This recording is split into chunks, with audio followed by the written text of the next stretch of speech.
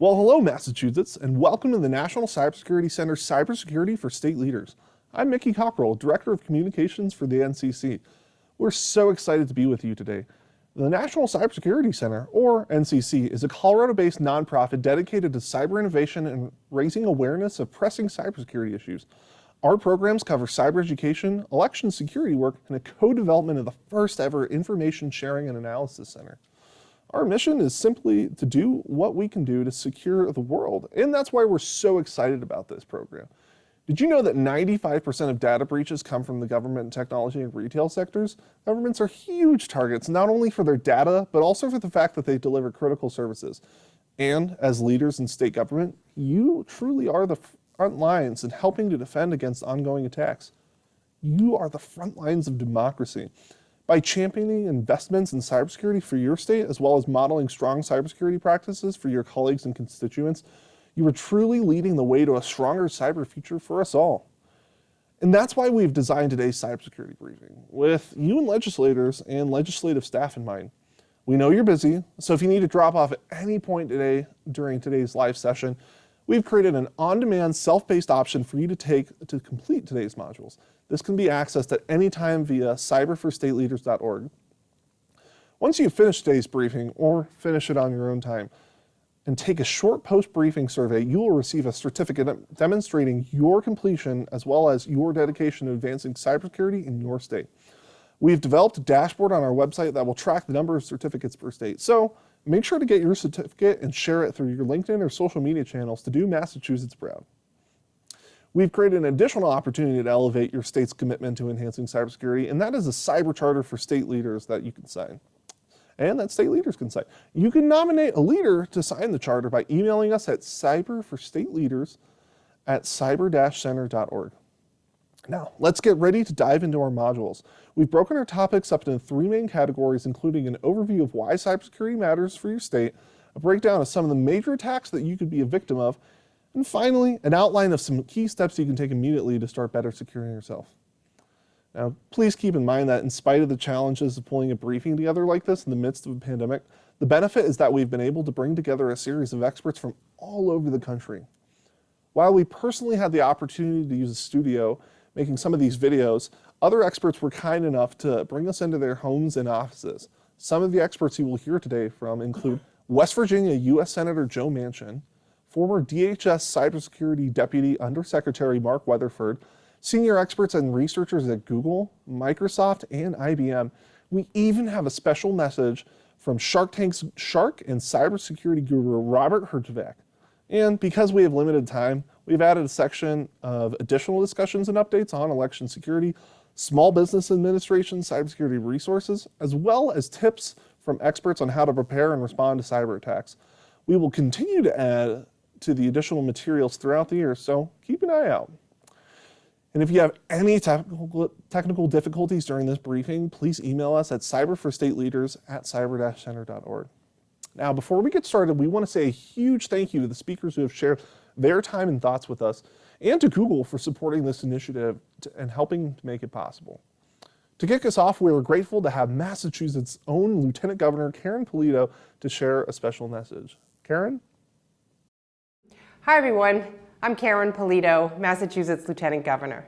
Now more than ever, cybersecurity training and infrastructure is critically important. Massachusetts is leading on smart cybersecurity practices to protect not just our Commonwealth, but our nation. Earlier this year, our administration announced that more than 44,000 local government and school employees in Massachusetts signed up for cybersecurity awareness training as part of our statewide cybersecurity grant program. Cyber breaches have the ability to significantly impact the lives of individuals, families, businesses, and communities. And we all have a duty to do our part in exercising robust cybersecurity practices.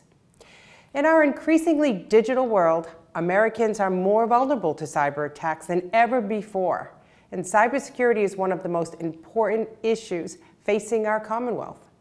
Participation in cyber awareness and its training is a great way to protect your IT and data from cyber attacks, particularly for those of us who work in local and state government and I am pleased to support this important initiative led by the National Cybersecurity Center and sponsored by Google.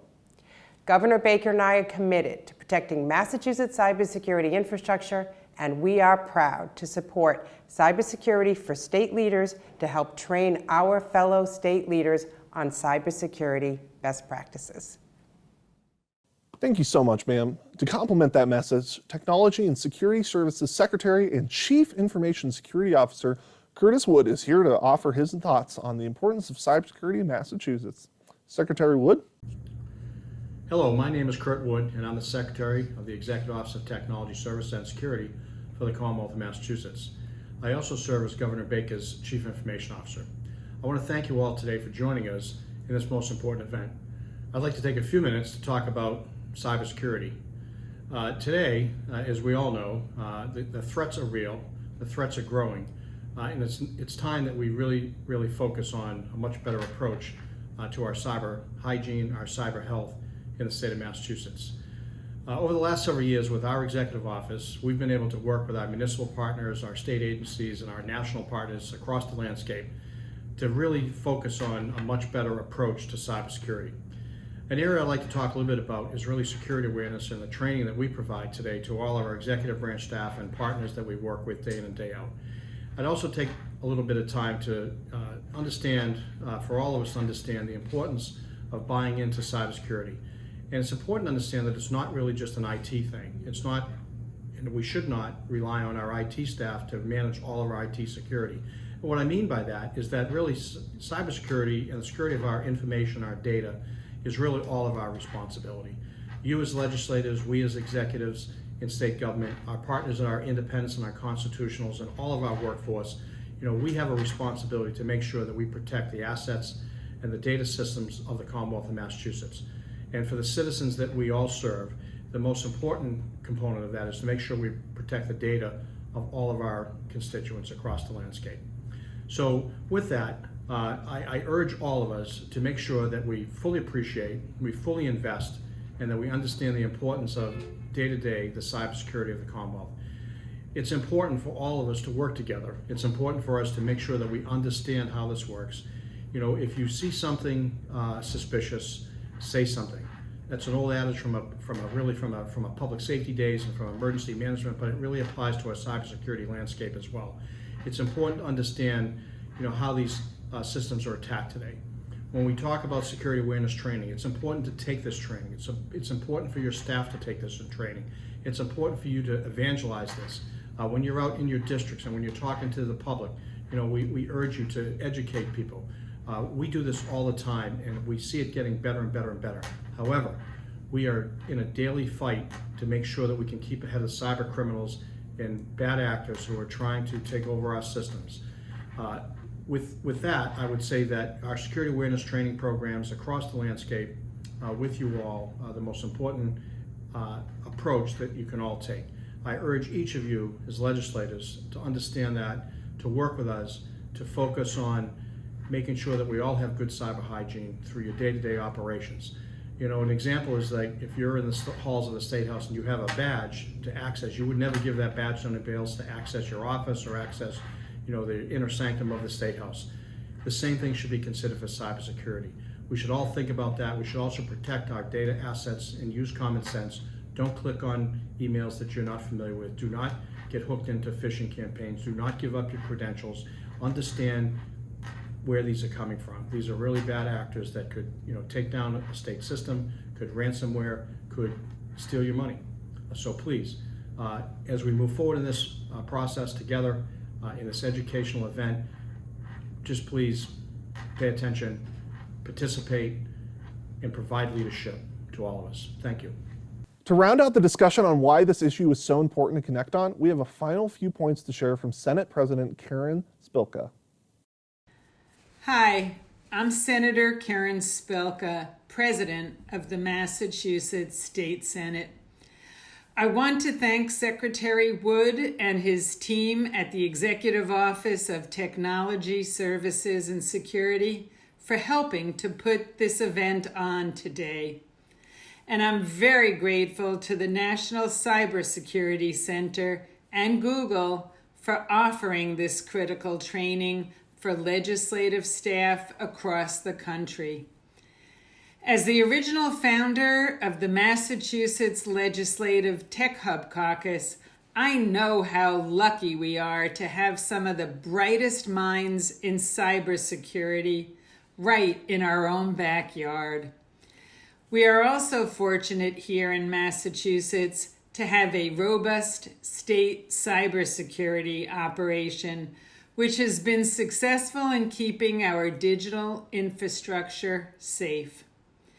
But as hacks become more and more sophisticated and targeted, the time is now to understand best practices so we can avoid falling victim to a data breach.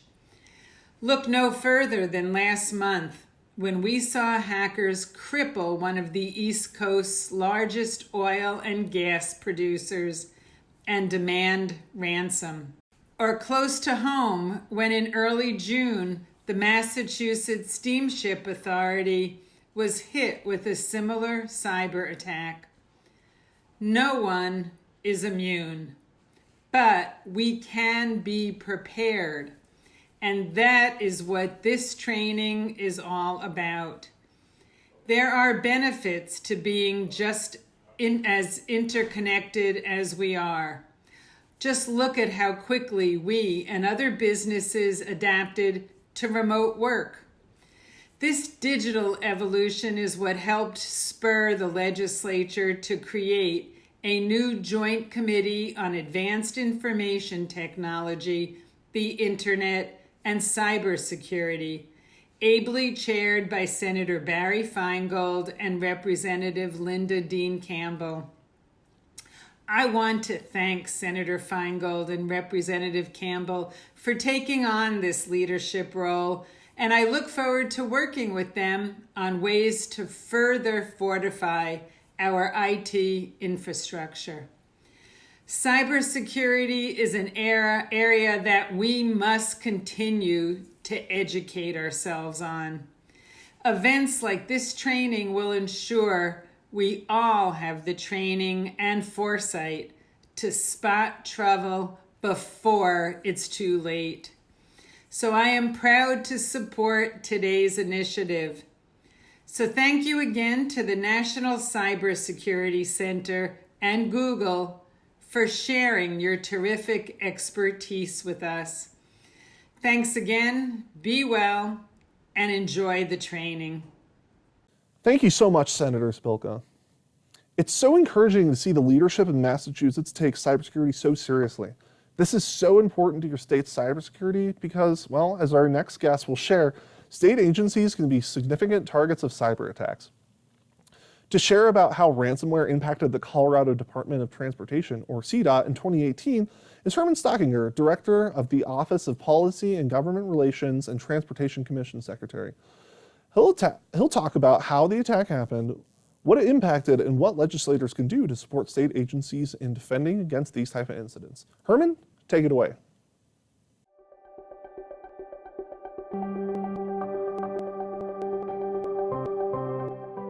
Hello, my name is Herman Stockinger. I'm the Deputy Director for the Colorado Department of Transportation, or CDOT, and I'm here to talk with you about how our agency handled a cyber attack. On February 17, 2018, an attack began to occur on CDOT's computer network. This infiltration made its way through CDOT's network, affecting servers, users' computers, and data by ransomware. Every entity of CDOT's business operation was affected in some way, and it initially put the majority of communications and operations in the dark. Questions like, can we pay our employees? Can we pay our contractors? Did the attack include infiltration of our highway electronic sign network? Even the question of how do we keep 3,000 employees busy if they can't use the computer for an undetermined amount of time were questions we realized we really weren't prepared to answer. CDOT has experience with large-scale disasters. In 2013, Colorado had unprecedented floods that washed away highways. We created an emergency response team to handle that disaster. One wouldn't think a computer software disaster is on the same scale as a natural disaster, but it really was. Similar to the response to our 2013 floods, we developed an emergency response team at CDOT.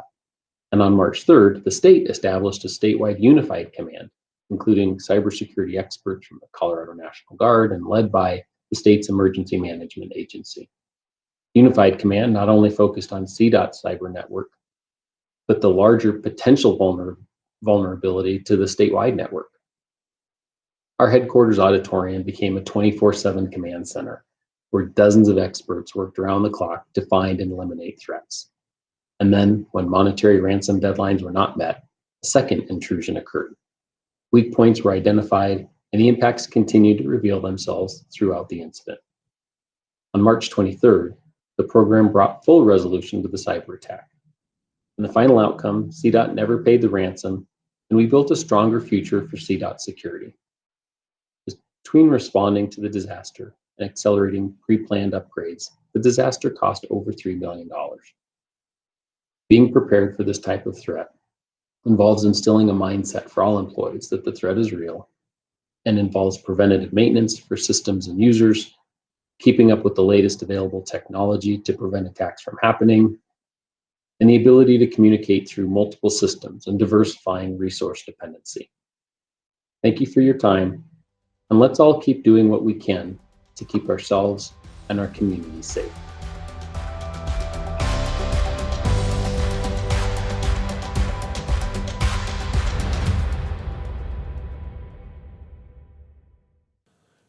Herman, we truly appreciate your expertise in walking us through that experience. Obviously, keeping technology updated is a critical component, as is enhancing the regular monitoring of networks. His discussion raised an unsettling question that more communities are having to face: whether or not to pay ransomware in the face of these types of attacks. Massachusetts just experienced this firsthand with the ransomware attack on the Steamship Authority of Massachusetts. But it's not just state governments or large businesses that are dealing with this challenge. Cyber attacks on local governments have increased by nearly 50% since 2017. Often the attacks look and feel similar to the CDOT example, where data and files are ransomed in exchange for a large payoff, typically in the form of cryptocurrency. Governments must be able to find or reconstruct a backup of the information being ransomed or pay.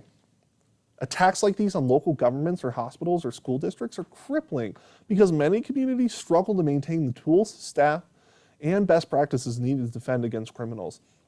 If they don't have the needed structures or resources, chances are they don't have backups or monitoring in place to avoid paying the often hefty ransom. And every dollar spent to a cyber criminal is a dollar not spent in that community on critical needs and services. This leads us to another important point.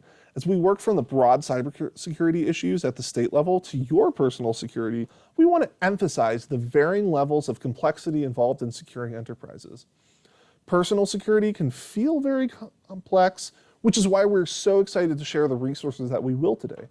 But the time, resources, and strategy required to protect entire state local enterprises is incredibly challenging.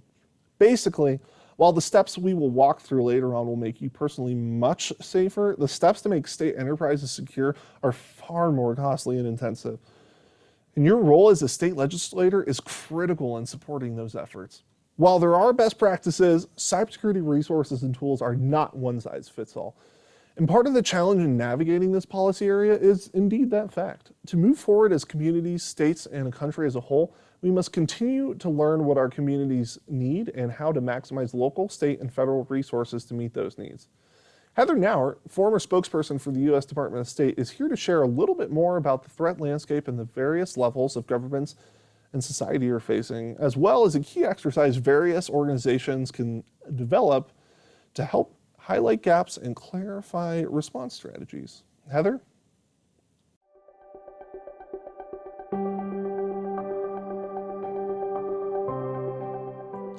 Hi, I'm Heather NAUERT, former State Department spokesperson and acting Undersecretary for Public Affairs and Public Diplomacy, here today to talk to you about the importance of cybersecurity.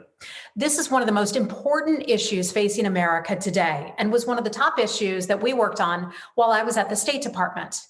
Every day across America, adversarial foreign governments and criminal groups look for ways and new ways to infiltrate our networks. Cyber hacking and ransomware have become weapons of choice for these groups. Why? Because it's cheap, it's easy, and can be so lucrative. Some companies even pay off their ransomware attackers just to get their data back. Not only is this wrong, but it encourages more attacks and puts us all at risk. And that is why state and local governments and the private sector are under attack like never before. Not just large organizations are at risk, but smaller groups too. Elected officials and CEOs must take steps to strengthen their network's defenses. This training curriculum is a good first step to prepare you to be vigilant. Then it's essential that you establish a robust cybersecurity policy and hold frequent drills. I encourage clients that I work with to go beyond just strengthening their networks. Hold tabletop exercises, essentially mock drills, and determine a communications plan for employees, the public, customers, investigators, and the media. Hopefully, you will never have to execute on this plan, but the stakes are simply too high to not be prepared.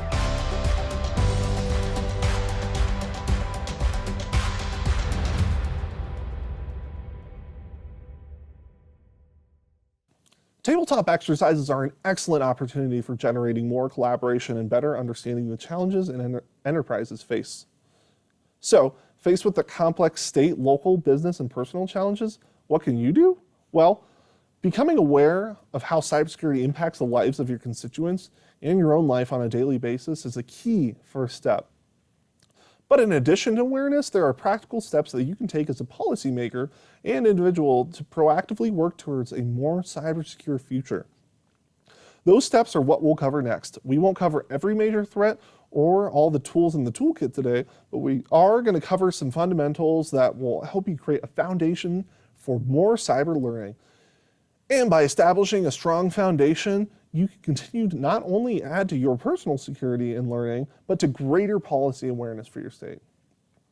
Now with that, the next module is going to tackle what a lot of the standard cyber attacks are and why they succeed. Then we'll jump into how you can defend yourself against these types of attacks. All right, well here we are at module 2. The first attack we're going to cover is phishing. This is a huge one. Phishing attempts are everywhere, and attackers have gotten incredibly advanced, studying our behaviors and fine-tuning their approaches to exploit our vulnerabilities. In order to better prepare ourselves against this type of attack, we need to understand what it is and why it works.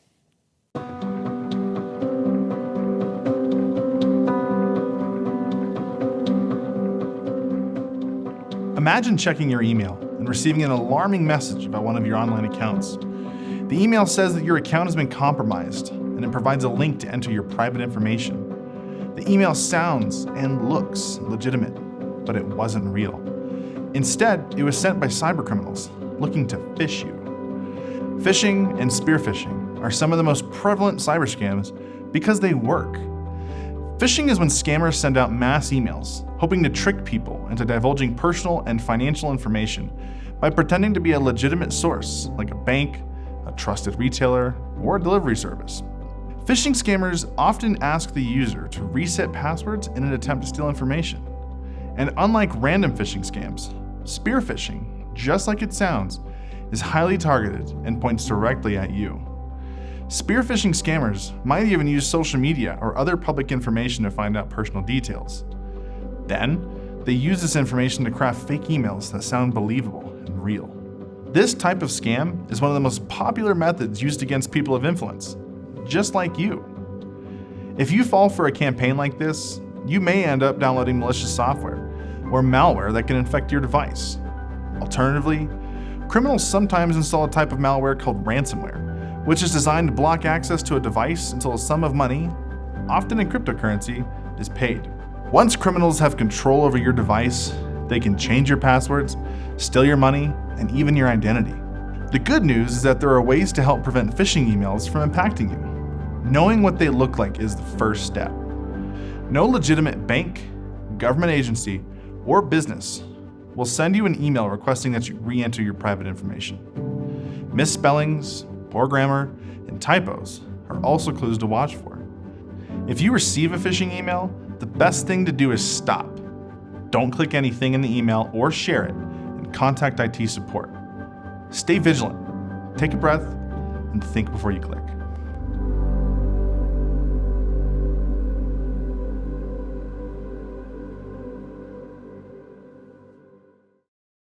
Forrest, thank you so much for that. One of the things criminals and bad actors are trying to get through phishing or spear phishing attacks are your passwords. If a criminal doesn't get your password through a phishing attempt, they may have other ways. We have our very own Thomas Russell, Cyber Education Manager at NCC, to share a little bit more about that.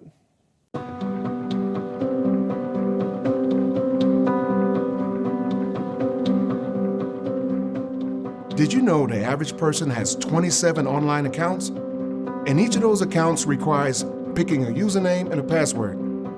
I'm sure you all have heard of the advice to pick complicated passwords, but many of us still choose the ones that are easy to remember.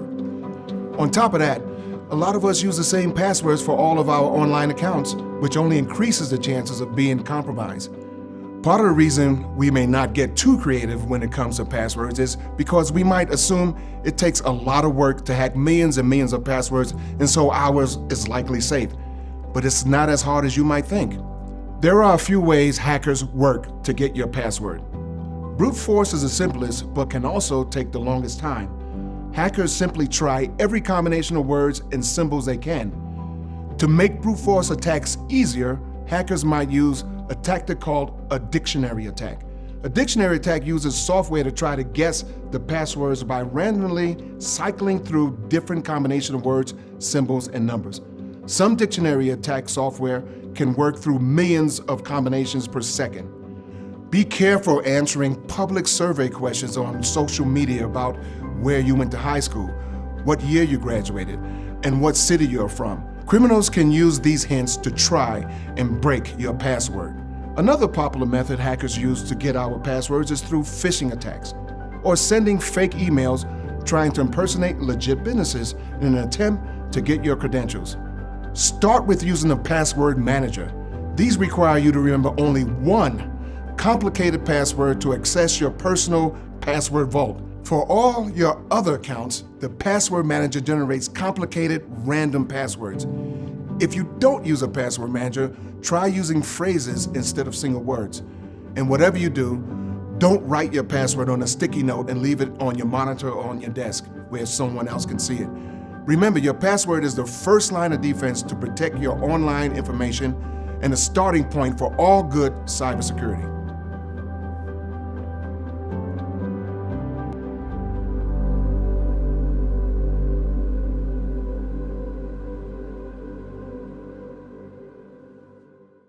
Thomas, that was an incredibly helpful walkthrough. Thank you. Passwords are such a critical part of your security, and this is one of the most significant vulnerabilities we have too, because, well, we create so many passwords and accounts. Next, we'll talk about a slightly less known attack that can compromise your security: SIM swapping. This attack is more likely to be used against higher profile individuals just like yourselves.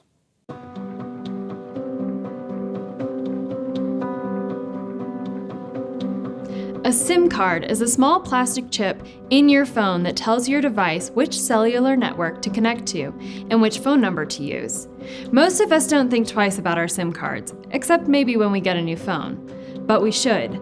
SIM swapping is a cybercrime that occurs when someone contacts your wireless carrier and manages to convince the call center employee that they are you. Cybercriminals do this by using information from previous hacks, data breaches, or something you publicly shared on social networks. Then, they trick the call center employee into switching the SIM card linked to your phone number and replace it with a SIM card in their possession. In some cases, SIM numbers are changed directly by telecom company employees, bribed by criminals. Once your phone number is assigned to a new card, all of your incoming calls and text messages are routed to whatever device the new SIM card is assigned to. This makes it easy for a bad actor to access your online accounts because they can use two-factor authentication against you, because they are now the ones that account security information is sent to. The devastating results could be anything from selling your social media accounts to stealing your identity. So how do you protect yourself? First of all, contact your network provider and select a PIN that anyone calling to make changes will need to know. Secondly, use better two-factor authentication, such as the Google Authenticator app, rather than short message service, aka text. The Authenticator app links to your phone rather than your phone number, meaning that a hacker would need to get a hold of the actual device in your hand. The next time you pick up your phone, just remember there is more than one way to hack your accounts, and it could come directly from your number. Stay vigilant. A little extra caution could make all the difference.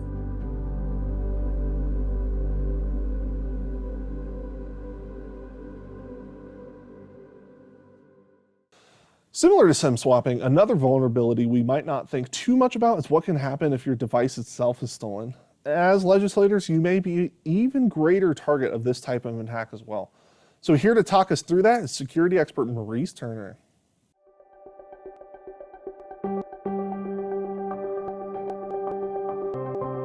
Hi, my name is Maurice Turner. I'm an election security expert. I'm here to talk to you today about the threats that you might face at the intersection of physical security and cybersecurity. The challenge with physical security is that sometimes those cybersecurity protection measures you have in place can be bypassed if an intruder has physical access to your device or systems. I'll start off with a couple of tips that might be helpful to you. First, consider using a second factor of authentication, like a security key. It works together with your strong password in case that strong password is stolen or somehow compromised through a data breach. Secondly, consider having an automatic lock on your devices. This can be as short as 5 minutes. So that way, if an employee steps away from a device, the system automatically locks without the employee having to do anything. Lastly, many mobile devices have built-in remote wiping or remote tracking features. These can be activated if a device is lost or stolen and turn that device into a digital paperweight. To help put this into practice, here are a couple of scenarios that can get you planning in the right direction. The first scenario: what would happen if you needed to evacuate your building and be out of your office within 60 seconds? What devices could you quickly lock down? And what devices would remain open and unlocked for an intruder to potentially have access to? A second scenario to consider is, what would happen if an employee called you to say that their device had been stolen from their home office overnight?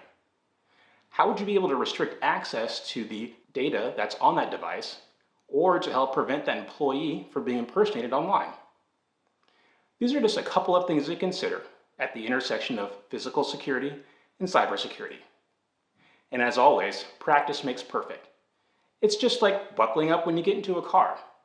At first you had to learn it, and someone had to show you, but now it's just second nature. So hopefully security will be second nature to you as well. Thank you for your time, and especially thank you for your efforts in keeping yourself and our community safe.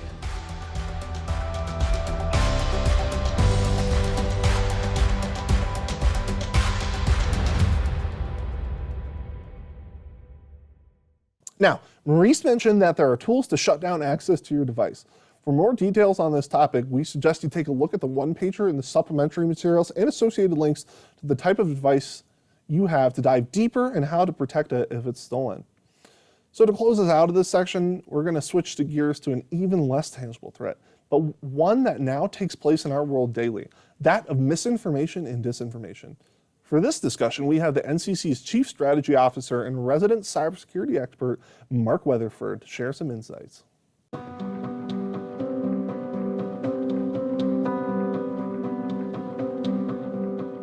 Hello, my name is Mark Weatherford, and I'm the Chief Strategy Officer at the National Cybersecurity Center.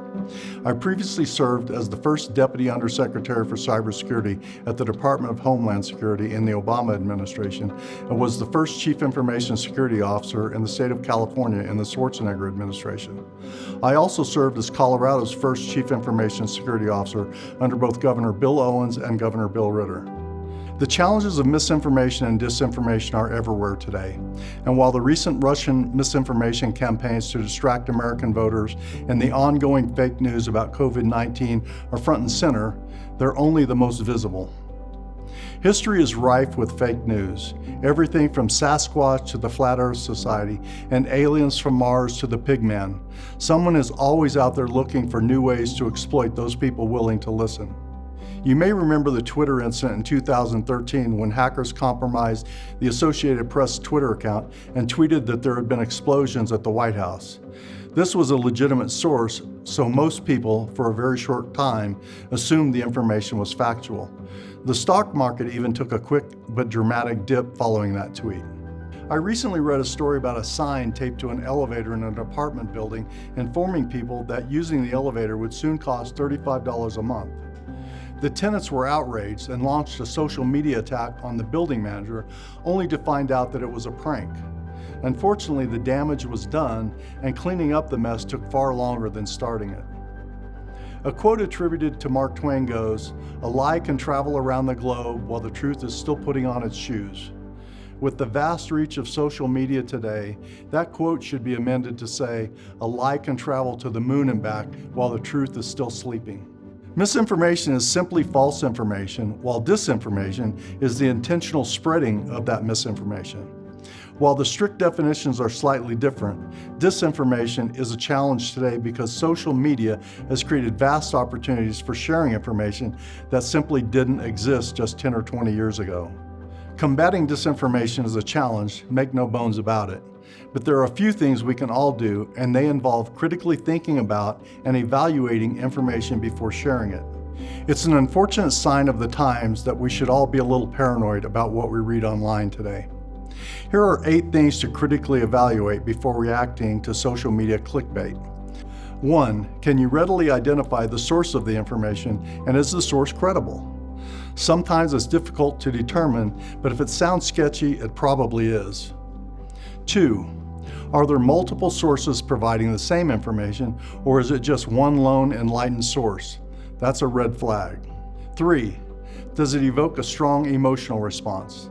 Memes have become notorious for generating quick emotional responses because it's so simple to just repost or retweet a meme without even thinking about it. 4. Does it sound absurd on its surface? Again, sketchy probably is. 5. Check the dates. Stories and pictures often resurface years after originally posted, usually with just a new twist on the message. 6. Is it time sensitive or is it going to cost you something? These are always red flags. 7. Does it appear to be just satire or is someone just trolling for fun? 8.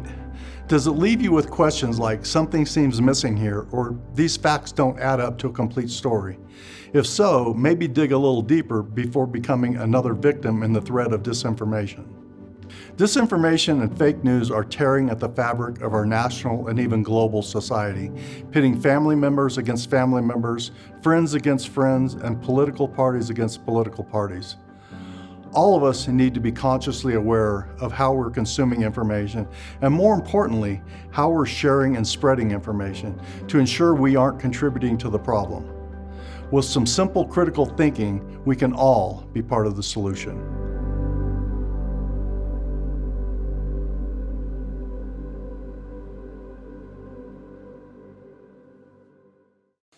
That was a lot of great information, Mark. Thank you so much.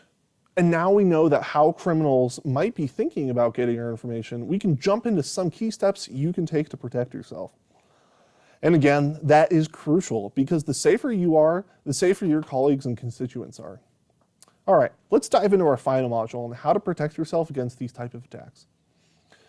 There's a lot of material in this next session, so we have documented these tips in a quick and easy reference guidebook on our site. And to try and make it even more easier, and hopefully a little fun, we have outlined the top tips for practicing excellent cyber hygiene into a hopefully easy to remember acronym that Robert Herjavec, Shark Tank star and founder and CEO of the Herjavec Group, has been kind enough to break down for us. Robert?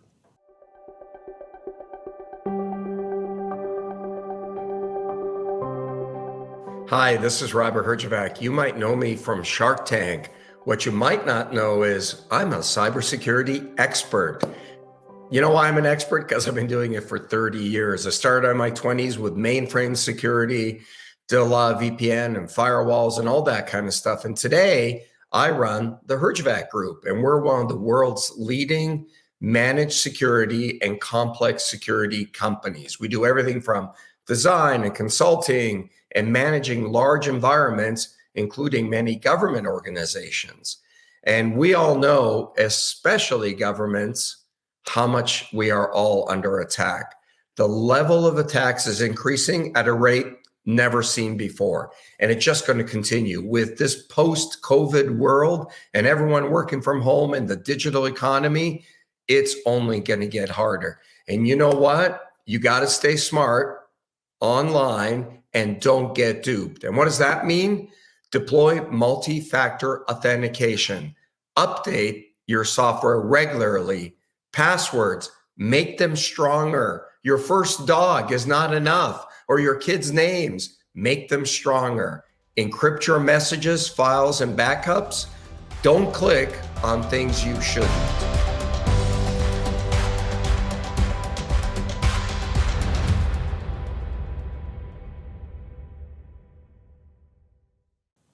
Robert, thank you so much. We could not have said it better.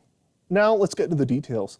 So to start with deploying multi-factor authentication, we are pleased to have Lucian Teo, Google's online global safety lead, to help clarify what multi-factor authentication is and how we can and should be using it. Lucian?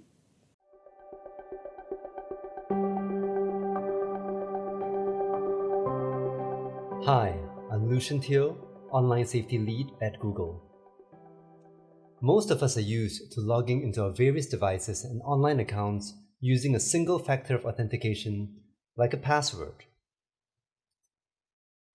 At this point, you would have learned how to create strong passwords, and you'd also know that you should be using unique passwords for every account you have.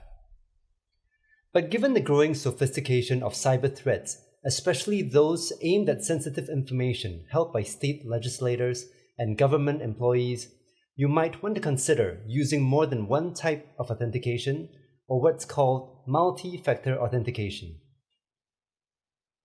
Enabling multi-factor authentication is like adding a PIN-activated security system on top of your normal lock you already have on your front door. Multi-factor authentication incorporates different pieces of information like something you know, something you have, and even something you are. Something you know is the most common type of authentication.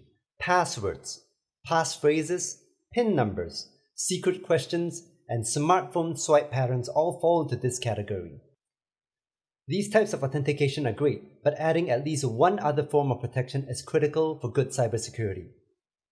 Something you have is another type of authentication that requires a piece of physical hardware. This could be a USB key, a smart card, or a random code generated on a dongle. Codes sent to your phone via SMS would also fall into this category, though SMS authentication can fail if you should become a victim of SIM swapping. A better alternative for something you have would be an authenticator app such as Google Authenticator, which requires you to have your physical phone in your possession. You could also use personal biometrics such as fingerprint scans, facial recognition, iris scan, or even a voice print as a form of authentication. These types of authentication are more difficult to compromise. Most online accounts offer steps for at least two-factor authentication, and keep an eye out for the common question of, would you like to use multi-factor authentication, or would you like to enable two-factor authentication when you sign in or create an account? Your IT department can also help guide you to these options. Though any of your accounts that contain personal information should be protected, it is important to be extra vigilant with your email, social media, and financial accounts, as they are some of the most commonly targeted by cybercriminals and can be especially damaging for civic leaders and state legislators. Besides the obvious theft of information and finances, bad actors can use your accounts to pose as you and deploy harmful and inaccurate news and information. For additional information about setting up multi-factor authentication, contact the specific software or account you're trying to protect. But ultimately, setting up multi-factor authentication is relatively simple and significantly more effective than a simple username and password. And trust me, the extra steps you take to deploy multi-factor authentication on your accounts, especially in addition to the rest of the dupe practices, will make you safer.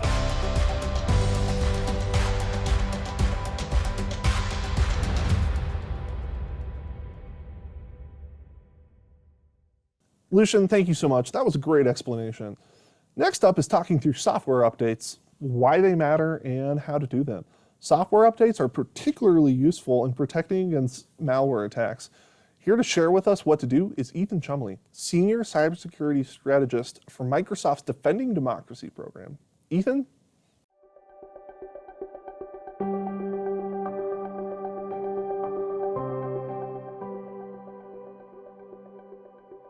Hi, I'm Ethan Chumley with Microsoft's Cybersecurity and Democracy team, and I'm here today to talk to you a bit about hygiene.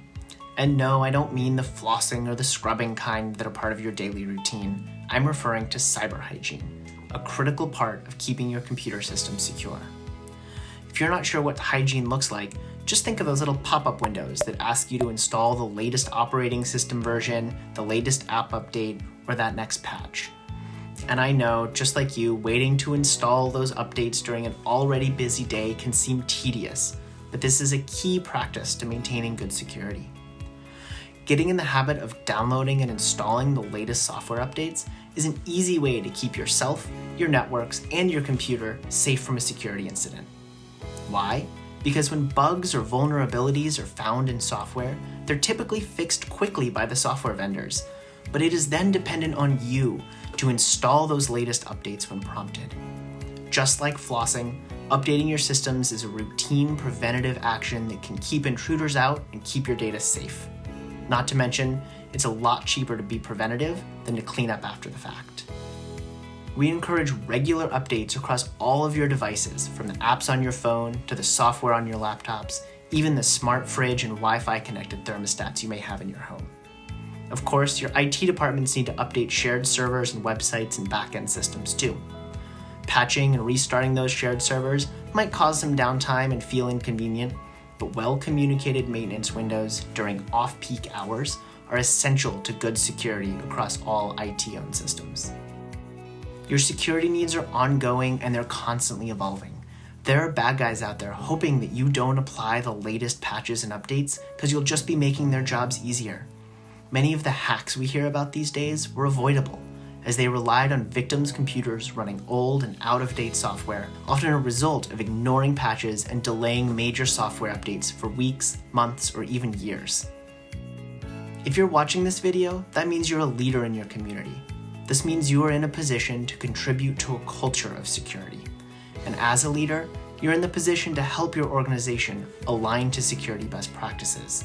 This might mean allocating funds, or asking your IT teams about how they're managing updates responsibly. And finally, it means you're in the position to encourage the community, businesses, nonprofits, and other organizations around you to practice good cyber hygiene, to make sure they are updating their systems and that everyone is encouraging one another to be vigilant about creating a secure environment. I thank you for your time, for your commitment, and thanks for clicking OK on that next update prompt.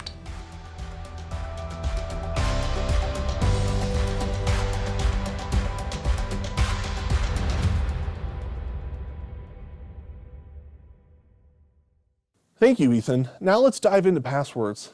These are one of the most challenging things to keep track of and potentially the source of one of our biggest vulnerabilities.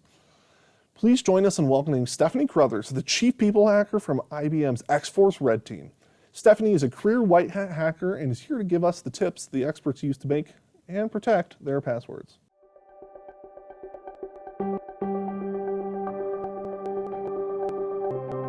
Hi, my name is Stephanie Carruthers, or you can call me Snow. I'm the Chief People Hacker at IBM's X-Force Red. I'm so excited to be talking about passwords with you today. Now, to set the stage a little bit, my team and I were a bunch of hackers. We're paid by organizations to find flaws in their cybersecurity before criminals do. Now, with that being said, I wanted to say that I'm coming at this from an attacker point of view. As I'm talking about passwords, I'm also going to be talking about how to make yourself more secure. So you might hear things like your password should be strong and secure, or your password should be long and complex. But what does that actually mean? First, let's take a step back to really understand how criminals can crack or brute force passwords. So let's say you're signing up for a new website and you enter in your new password. Well, what the website does is it takes that password, it scrambles it all around, and it saves it in a database. That scrambling process is called hashing. So, if a criminal breaks in and steals all the hashes from that database, they can't just read your password. But what they do is they use really powerful computers and word lists. Now, each word on the word list is hashed as well. It has that same scramble. So what they do is they take your hash of your password that they got from the database and they run it against their word list. And once they find a match, they know exactly what your password is. Now, here comes in your password should be long and complex. So, if you take a password that's only 8 characters long and let's just say lowercase letters, that could take seconds to crack. Now, if you take a password that's 10 characters long, let's say 8 lowercase letters and 2 special characters, that could take hours to crack. Hopefully you see where I'm getting at here. Take a password that's 12 characters long and a mix of random uppercase, lowercase, special characters, numbers, just this mix of things. That could take years to crack, which is perfect. A criminal's probably not going to wait years for your password. They're going to move along to someone else. Now, what do I recommend? I say to be safe, 16 characters, and make sure it's that complex, that randomness. You want to make sure you cannot read any words or see patterns. The key here is the randomness. Now we're on to our next issue of password reuse. So let's say there's a website you log into often. Let's go with your bank. And there's another website you frequent just as much, maybe a social media platform. When you created accounts on these, they probably had some type of strong password requirement. So you use the same one on both websites. Now, maybe that social media platform had not a great security posture. An attacker was able to hack in, steal the hashes, crack your password, and they now have your username and password. Well, attackers are clever. They know that you probably use the same password through different logins. So they might try them at other places, like your bank. Now, that is an issue, but to combat this, we can use password managers. Now, password managers is a place, think of it like a database that stores all of your usernames and passwords to every login that you have. Now, there's many options for password managers. Most of them even have free tiers for the everyday consumer. So what you do is when you sign up for an account, it can be a little tricky, especially as you're adding in all of your accounts, but I promise you it's worth it in the long run. And even as you're signing up for new accounts, they do things like they generate those long, random, complex passwords for you, so you don't have to think of them yourself. They also autofill for you, so you don't have to go in and dig through things and try to find your password. There's lots of conveniences. They have mobile apps, they have browser plugins. They're definitely there for your convenience. So you might be thinking to yourself, great, I've solved a couple of issues. I know how to make a long, complex password to my password manager, and my password manager stores all of my unique login credentials. Now, what happens if an attacker actually gets the password to my password manager, or still another website that has a long, complex password? Then what? Well, this is where multi-factor authentication comes into play. Sometimes it's referred to as two-factor authentication. Essentially how it works is if you log into a website and you supply your username and password, you still have to supply a second factor. Now that might be a code in a text message or something you have to approve on an app on your phone. There's different ways that this could work. But essentially, if the attacker doesn't have that second code, they can't log into your accounts. Now, it's really important that you deploy this everywhere you can across every account. Typically, it's under a security settings in your account. Now, this isn't the silver bullet. Attackers are getting crafty. Sometimes if they try to log into your account and you do have 2FA, what they might do is launch a social engineering campaign against you. They might call you claiming to be the bank and they need to verify you, so you need to confirm a code that you just received. Or they might text you and say, hey, I used to have this phone number. I accidentally sent my code to you. Can you give it to me? Under no circumstances should you ever give out this code. No organization is going to call you for your multi-factor code or for your password for that matter. Alright, a couple of takeaways. Your password should be at least 16 characters and random. The randomness is key here. You should also have a different password for every account you log into. You can use a password manager to help you do this and even help you generate those long and complex passwords. And also enable two-factor authentication on every account possible. Thank you so much for your time, and keep doing what you're doing to keep ourselves and our community safe. Thank you. Stay safe.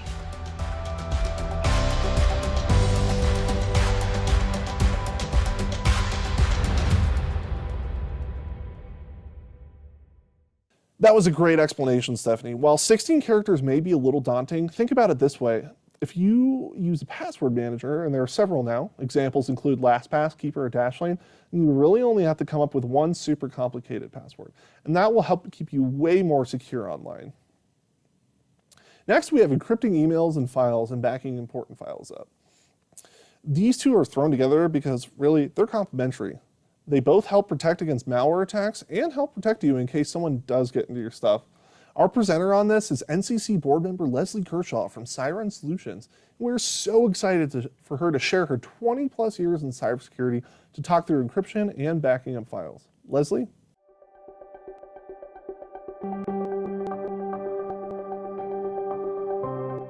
Hello, my name is Leslie Kershaw, and I've spent 20 years in the field of cybersecurity.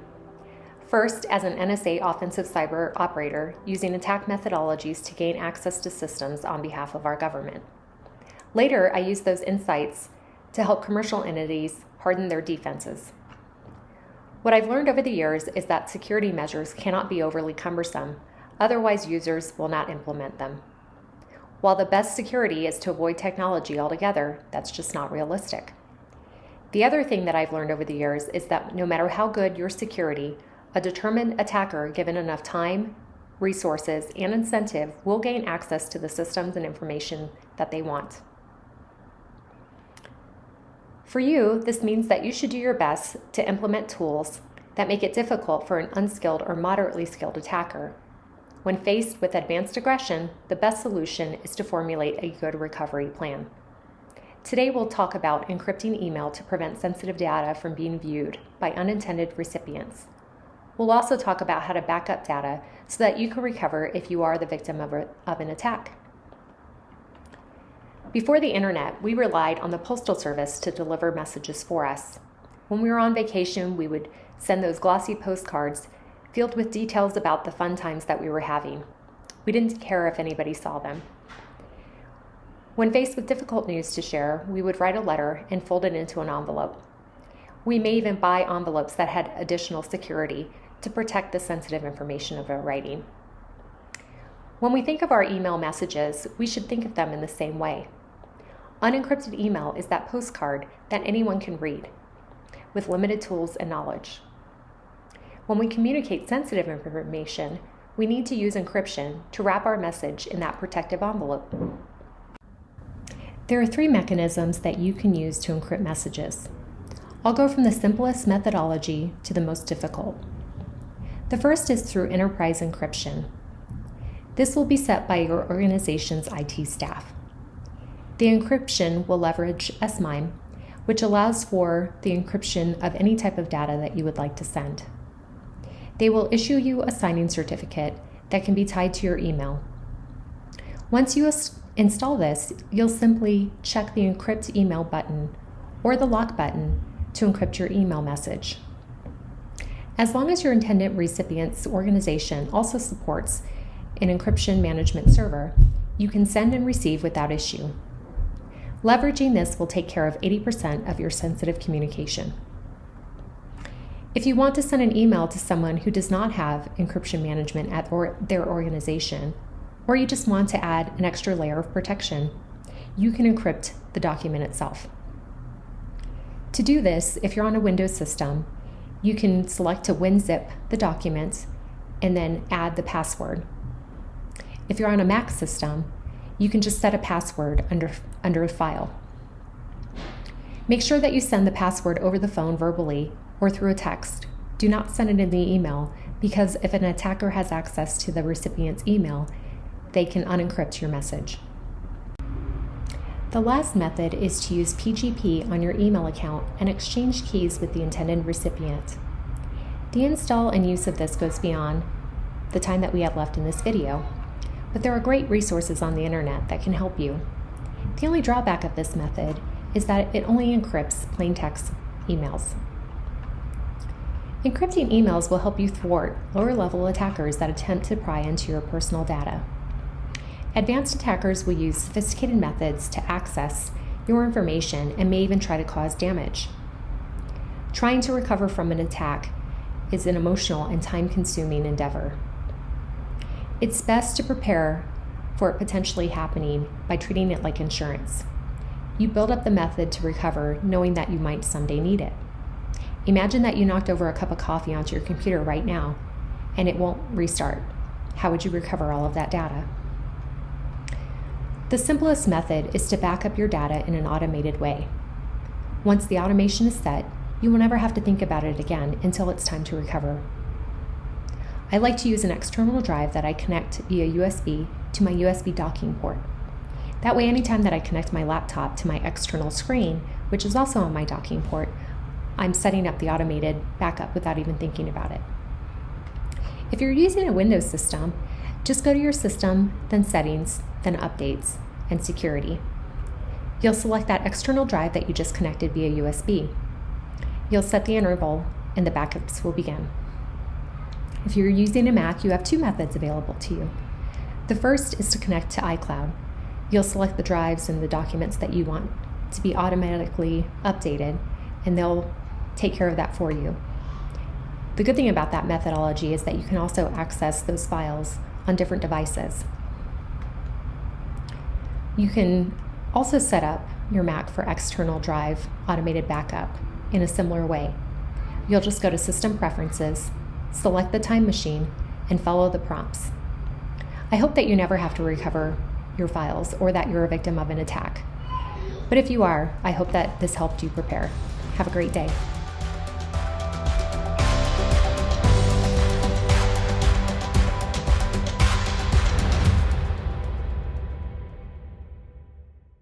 Thank you, Leslie. I think one of the things that has helped me quite a bit is remembering to conduct regular backups and by setting a calendar alert. We set calendar reminders for everything else, so why not for our backups? We have the final topic coming up next, and that's how to avoid clicking on things you shouldn't and what to do if you accidentally did.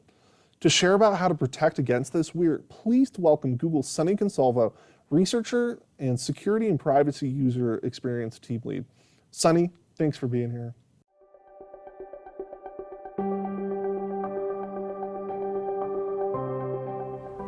Hi, I'm Sunny Consalvo, a researcher at Google who focuses on security, privacy, and abuse topics. By now, you've learned a lot about how to avoid email phishing campaigns, so in this module, we're going to dive a bit more deeply into how to be aware of what not to click on when it comes to web pages, and what to do if you accidentally do. Let's be honest, we've all done something we shouldn't have. We've all clicked that link. You know, the one that takes you to a shady website, or starts to download something onto your computer. So what are some ways to avoid doing that? First, let's talk about how you might figure out that you're on a shady web page. One sign might be that if you try to leave the page, you get bombarded with a pop-up asking you some version of, "Are you sure you want to leave this page?" Or maybe, "Install our antivirus program." That should be a red flag right there. Another sign might be that you get a pop-up to sign up for more information, especially if it's hard to click out of that, before you've even reached the actual content. If the site is only mildly shady, be careful to not share any personal information or sign up for anything on your way out, and just X out of that tab. But if it won't let you out, try closing out of your browser entirely. If that doesn't work, and you're on a Windows computer, go to your Start button and look for your Task Manager. From your Task Manager, look for your internet browser in the list, select it, then end that task. If you're on an Apple computer, go to the Apple menu, select Force Quit, then look for your internet browser in the list and force it to quit. At this point, it would be a good idea to open your antivirus software and run a scan. If you're unsure how to do this, check in with your legislative IT staff or your personal organization's IT staff to walk you through those steps. Though you may end up on less savory sites through simple internet searches, another way can be from links you receive in an email or text message. Before opening a link from a text, make sure you know who sent it to you, that it's someone you trust, and then it really is them who's sending it. If you don't know who it is or are suspicious that it might not really be who you think it is, don't open it. You can always contact the sender another way, for example, by giving them a call, just to make sure it's not a phishing attack. And when it comes to email, there are several tools you can use to proactively scan for malicious links or attachments. If you want to check where the link leads to, hover over it and make sure you recognize the source. and that the source in the hover matches what's in the email. It's a good idea to check the source in your internet searches too, to make sure the domain you're about to click on is the right one. Most email platforms now have some type of alert or warning to draw your attention to potentially suspicious content. With Google's Advanced Protection program, for example, even more stringent checks are performed before you try to download something. Advanced Protection flags and may even block file downloads that may be harmful. These steps to protect yourself aren't done in a vacuum. Remember to keep all of your software, apps, and devices updated, and ask IT for support in installing trusted antivirus software, firewalls, and email filtering. And of course, always back up your files. Criminals can't make you pay for information you already have. If you think your computer or device may be acting in a strange or suspicious way, or if you're simply unsure whether something is wrong, reach out to IT for help. Stay alert, practice good cyber hygiene, watch the other videos in this series for more information about what to look out for, and whatever you do, if you're not sure about it, don't click it. Thanks so much for your time. Your diligence keeps us all safer.